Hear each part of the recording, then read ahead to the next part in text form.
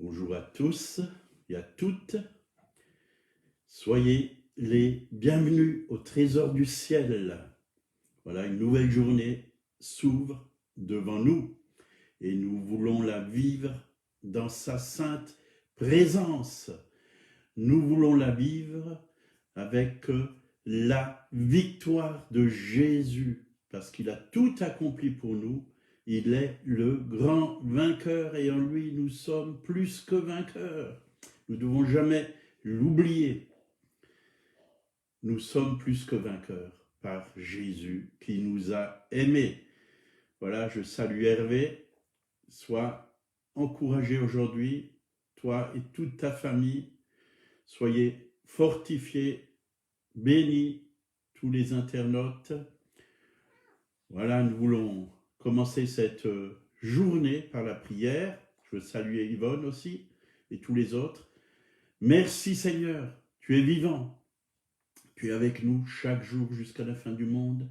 Tu veux encore éclairer nos vies, nos pas, oui, les conduire, oui, toujours plus près de toi, plus près de ton cœur, pour que nous puissions te glorifier, oui, t'élever. Merci Seigneur parce que ce matin tu nous ouvres les yeux pour que nous puissions réaliser que c'est en esprit et en vérité que nous pouvons t'adorer au nom de Jésus. Amen. Voilà, je vais ouvrir la porte à mon cher chat qui veut sortir. Je reviens.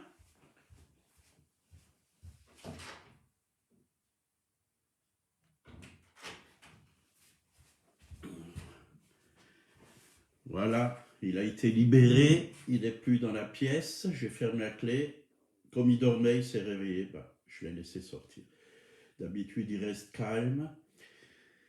Voilà, on se réjouit dans sa présence. On veut vraiment avancer avec lui. Donc le thème, l'adoration en esprit et en vérité. Aujourd'hui, ça sera une introduction. Donc, et on va prendre un verset que on connaît bien, la plupart le connaissent bien, c'est Jean chapitre 4, versets 19 à 24. C'est Jésus qui parlait à la Samaritaine. Nos pères ont adoré sur cette montagne. Et vous dites, vous, que le lieu où il faut adorer est à Jérusalem. Femme, lui dit Jésus, crois-moi, l'heure vient où ce ne sera ni sur cette montagne, ni à Jérusalem que vous adorerez le Père. Vous adorez ce que vous ne connaissez pas. Nous adorons ce que nous connaissons. Car le salut vient des Juifs. Mais l'heure vient, et elle est déjà venue, où les vrais adorateurs adoreront le Père en esprit et en vérité. Car ce sont là les adorateurs que le Père demande. Dieu est esprit, et il faut que ceux qui l'adorent en esprit et en vérité. Amen. Voilà. Où il faut adorer. Donc aujourd'hui, on n'a plus besoin de se poser cette question si nous sommes nés de nouveau, parce que nous savons que Dieu est esprit. Il est esprit, mais aussi Dieu est omniprésent. Il est présent partout ou partout à la fois. Il n'y a plus de limite. On peut l'adorer, oui, ici où on est, au lieu où on est. On peut l'adorer dans les montagnes, dans la forêt. On peut l'adorer partout, dans une assemblée. Il n'y a pas de lieu particulier pour adorer Dieu. Donc, cela lui permet à Dieu d'être présent partout dans le temps et dans l'espace. Partout où on l'invoque, Dieu nous répond. Invoque-moi et je te répondrai. Il est là. Il est avec nous à chaque instant de chaque jour. Si nous sommes nés de nouveau, notre esprit, oui, est uni à l'esprit de Dieu et nous pouvons l'adorer partout. Donc, on n'a pas besoin d'aller à Jérusalem. Dieu nous entend là où on est. pour l'adorer. Nous pouvons l'adorer, mais c'est bien de prendre un endroit où on habite, où on adore Dieu. Rentre dans ta chambre, hein, dit la parole de Dieu. C'est bien de prendre un endroit où on a l'habitude de le louer, l'adorer, le bénir, l'élever, l'exalter, lui rendre gloire. Donc, vous adorez ce que vous ne connaissez pas. Que veut dire adorer? Tout d'abord, c'est rendre un culte. Adorer, c'est rendre un culte. Et nous, on sait à qui on rend un culte. On sait que on adore le Père en esprit et en vérité. C'est le Père. C'est le Père. Donc la Bible dit qu'il y a un seul Dieu, oui, qui a créé le ciel et la terre. Mais les hommes se sont fait d'autres dieux. Et ils adorent toutes sortes de choses. Par exemple, souvent, vous parliez avec quelqu'un qui aime le football, par exemple, et il dit « Oh, moi j'adore le football, j'adore cette personne, je la suis. » Et il y a même des gens, des chrétiens, nés de nouveau, quand il y a une coupe, ils ne vont pas au culte parce qu'il y a la coupe, Ils ne vont pas à la réunion de prière parce qu'il y a la coupe du monde. Il ne faut pas qu'ils loupent ça. C'est plus grand que Dieu. Ils se prosternent devant, oui, cela, comme s'ils ne pouvaient pas regarder par après le match. Et nous devons veiller aussi parce qu'on peut avoir des idoles et adorer des idoles dans nos vies. Vos enfants peuvent être une idole, votre femme peut être une idole. Une idole, c'est tout ce qui passe avant Dieu. Et nous devons nous débarrasser de toute idole. Et bien souvent, je dis aux gens, moi j'aime Dieu plus que ma femme. Et souvent, ils sont étonnés parce que je dis cela. Plus j'aime Dieu, plus Dieu va me communiquer de l'amour pour ma femme. Et mieux je pourrais l'aimer parce que j'ai mis Dieu en premier. Parce qu'il est la source de tout amour. Alors je ne dis pas que vous ne pouvez pas aimer le football. Vous avez le droit d'aimer le football. Et plein d'autres choses. Mais il ne faut pas en faire une idole. Il ne faut pas que ça passe avant Dieu. C'est ça l'idolâtrie. Que ce soit l'argent.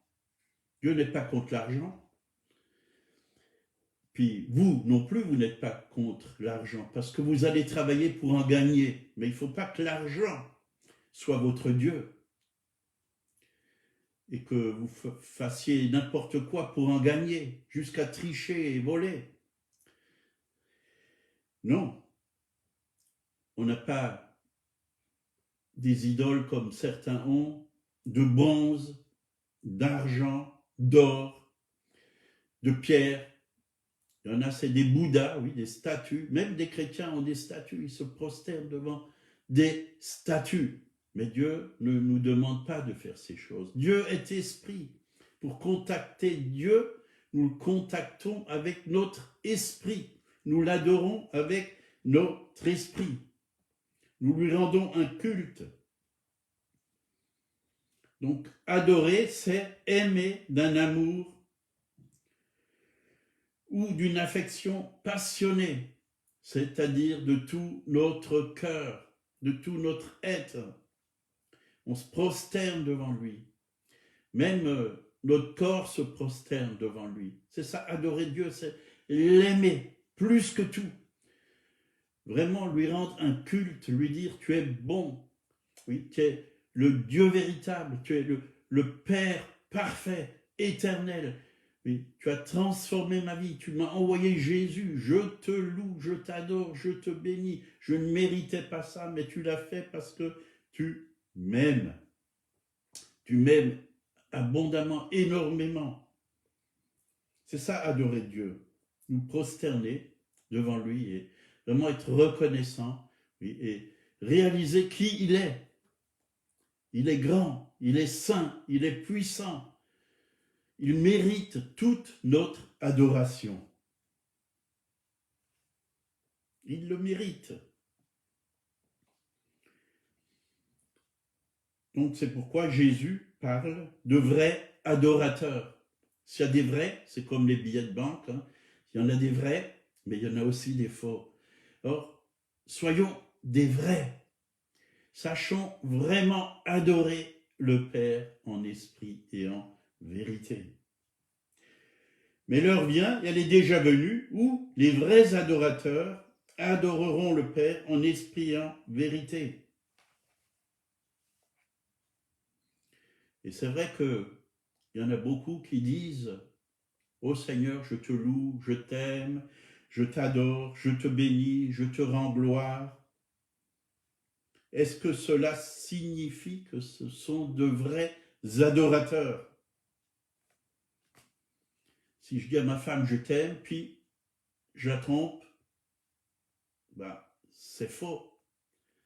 C'est faux. Et Ésaïe nous dit, Ésaïe 29, verset 13, le Seigneur dit, « Quand ce peuple s'approche de moi, il m'honore de la bouche et des lèvres, mais son cœur est éloigné de moi. » Et j'ai vu des personnes, oui, en public, « Oh Seigneur, je t'aime, je t'adore, je te bénis, je te loue, je t'exalte, tu es grand, et ci et ça. » Puis quand ils sont chez eux, ben voilà, ils vivent pas la parole de Dieu.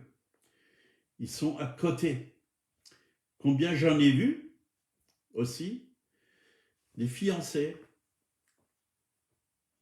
Oh, le jeune homme qui faisait toutes sortes de bises à sa fiancée, même pendant les réunions, pendant le culte, des bises, lui dire je t'aime, la serrer contre lui, puis 3 mois après c'était le divorce.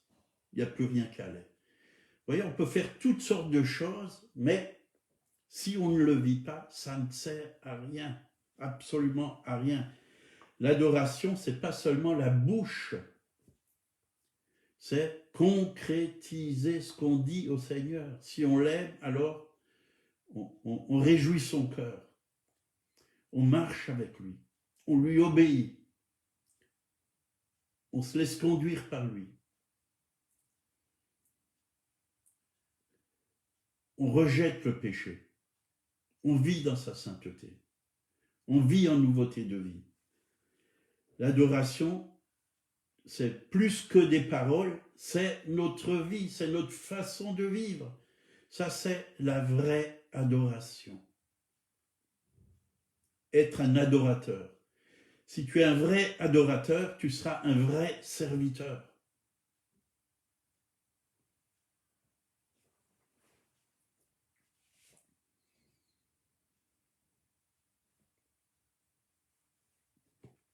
Donc les vrais adorateurs adorent le Père en esprit et en vérité. C'est ce que Dieu demande.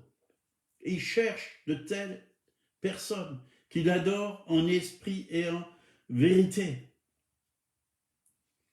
Jésus a dit dans Jean 3, verset 6, « Ce qui est né de la chair est chair, ce qui est né de l'esprit est esprit. » Donc si nous sommes nés de nouveau, nous sommes esprit.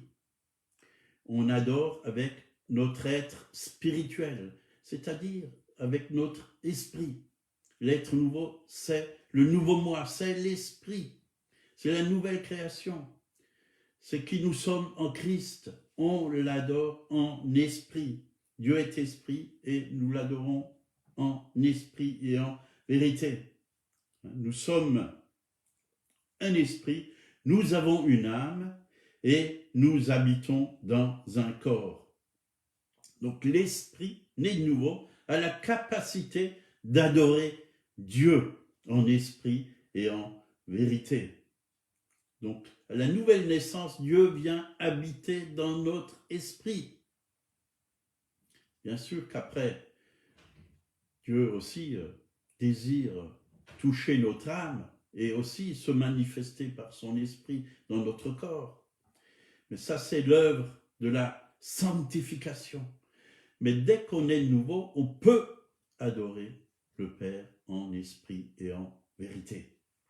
On peut l'adorer. Dieu est un être spirituel. Et il faut que ceux qui l'adorent lui rendent un culte qui soit spirituel.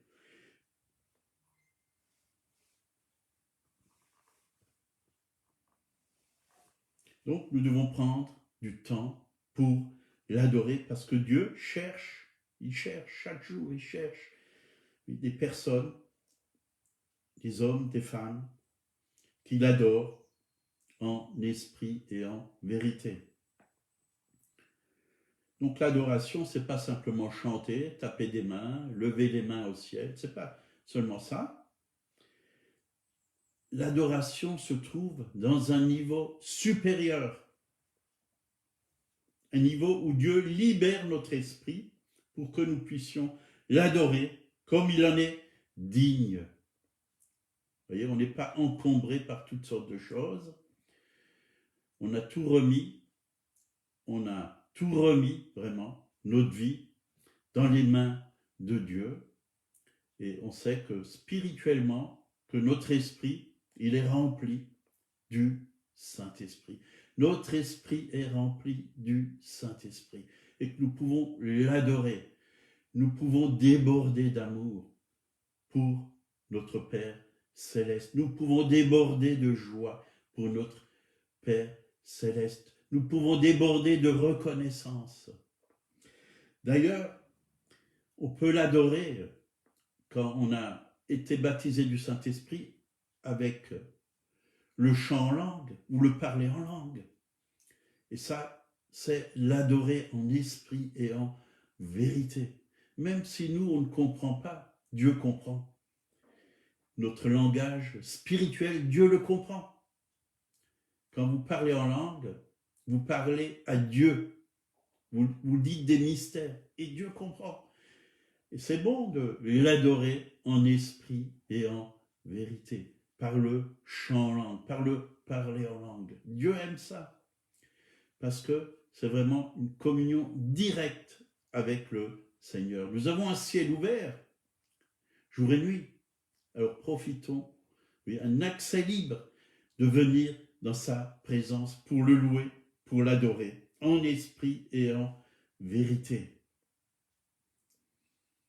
Donc l'adorer, c'est rentrer dans sa présence, dans la présence du Père. Lorsque nous commençons à l'adorer en esprit et en vérité, notre esprit entre dans sa présence et vraiment, nous sommes unis avec l'Esprit de Dieu, unis. Un adorateur se concentre uniquement sur Dieu. Uniquement sur Dieu. Il se concentre sur le cœur du Père. Il apprend à connaître chaque jour le cœur du Père. Et quand on adore le Père en esprit, en vérité, on réalise que Dieu a un cœur mais tellement rempli d'amour, de bonté pour les êtres humains, qu'on a envie de rester dans sa présence pendant, pas seulement 5 minutes, mais prendre beaucoup de temps dans sa présence, parce que c'est quand on adore Dieu que nous recevons aussi des révélations de qui il est, de sa bonté, de sa grandeur, de son immense amour, de sa nature, et que nous participons aussi à sa vie, à sa nature, puisqu'il nous a donné, oui, il nous a donné sa nature, nous sommes participants à la nature divine. Et là, on commence à connaître aussi notre identité de fils et de fille de Dieu. Important d'adorer le Père en esprit et en vérité. Éphésiens 2, verset 18 nous dit « Car par lui, nous avons les uns les autres accès auprès du Père dans un même esprit. » Et dans Jean 14, verset 6, Jésus nous dit « Je suis le chemin, la vérité et la vie. Nul ne vient au Père que par moi. » Donc Jésus est le chemin qui nous conduit au Père. Ce n'est que par Jésus et dans le Saint-Esprit que nous avons accès au Père. Donc nous sommes auprès du Père par Jésus, il est le chemin qui nous emmène, mais nous sommes aussi dans l'Esprit, unis à lui. Dieu est esprit, donc adorons-le en esprit et en vérité. Et quand nous l'adorons, notre être intérieur peut se libérer par le parler en langue pour que nous puissions réjouir son cœur de Père. L'adorer, c'est réjouir le cœur du Père. C'est être uni au cœur du Père. Et quand on réjouit le cœur du Père, quand on est uni au cœur du Père, le cœur du Père est déversé dans notre cœur. Et nous aimons comme Jésus nous a aimés. Parce que Jésus a le cœur du Père. Et nous aussi, nous recevons le cœur du Père. Et nous allons devenir des pères, des mères, pour tous ceux qui souffrent, oui, des conseillers, oui, des personnes qui aident ceux qui sont dans la difficulté, dans la souffrance. On peut ressentir aussi cette compassion de Dieu pour ceux qui souffrent, ceux qui sont désespérés, ceux qui sont malades, ceux qui sont déprimés, et leur apporter du secours. Voilà, je vous encourage à l'adorer. À l'adorer. Bien sûr, il faut commencer par la louange. Et de la louange, on passe à l'adoration. Et on en parlera par la suite. On va continuer demain sur ce même thème, l'adoration en esprit et en vérité. Soyez bénis, passez une très bonne journée, soyez encouragés. Ce matin, j'ai été invité par un pasteur de Colmar à monter sur la montagne avec lui pour le louer, pour l'adorer, mais aussi pour prier, pour intercéder. Et je me réjouis, oui, parce que c'est vraiment le Saint-Esprit qui fait ces choses. Alléluia. Voilà, je vous bénis au nom du Seigneur. Passez une très bonne journée. Soyez dans la paix, que ces paroles soient vraiment mis dans votre cœur, scellées dans votre cœur par le Saint-Esprit, et que nous puissions vivre, oui, des moments de louange, d'adoration, et lui rendre vraiment gloire. Si quelqu'un ne connaît pas Jésus, sachez qu'il vous aime, qu'il est mort pour vous. Il y a 2000 ans, sur la croix de Golgotha, il a versé son sang pour pardonner tous vos péchés et pour vous purifier. Il est l'agneau de Dieu qui ôte le péché du monde. Jésus veut enlever vos péchés. Remettez-lui votre vie, vos péchés. Dites-lui, je suis un homme ou une femme qui vit dans le péché. Je suis esclave du péché. J'ai besoin d'être libéré.